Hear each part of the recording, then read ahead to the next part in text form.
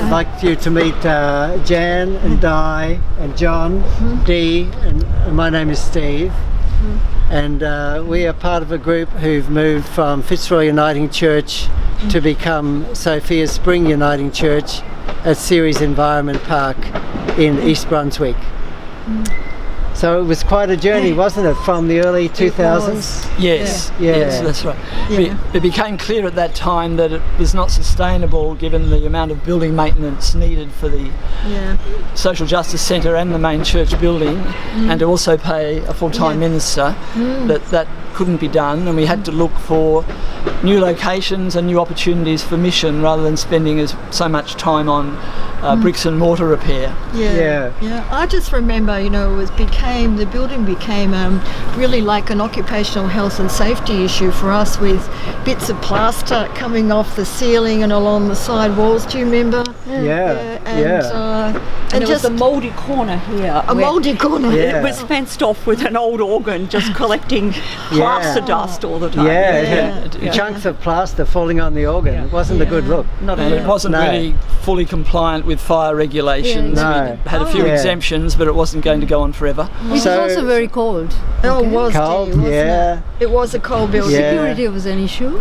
And our church councils were just taken up with property and property concerns, and we wanted to have a time when we could actually focus on our mission and about who we are and what we want to be. So really we had to try to make an opportunity out of necessity. And at the time, as we looked around for options, some of our people knew some of the founders of CERES Environmental Park, and that resulted in an invitation over the course of many discussions to actually consider moving and becoming embedded at CERES Environmental Park.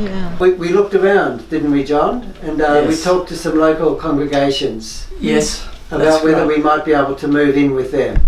They were looking at opportunities for partnership, and then the opportunity for the CERES Environment and Technology Park in East Brunswick was raised by a member of our congregation as a good match, and people warmed to that, but had to explore that possibility.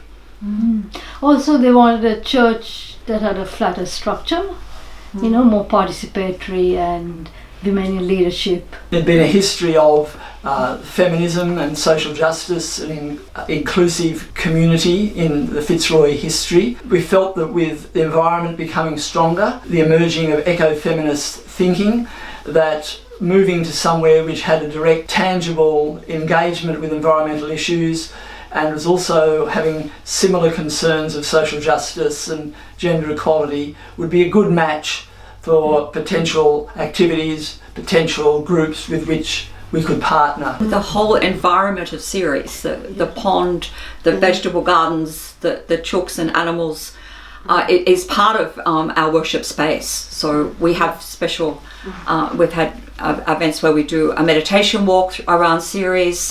We've had a blessing of the Merry Creek in the seasons of creation.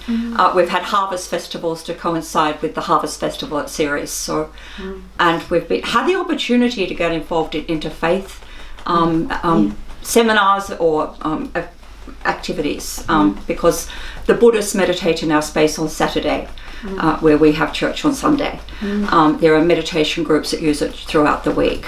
There's a lovely community of spiritual people who are dedicated to the earth.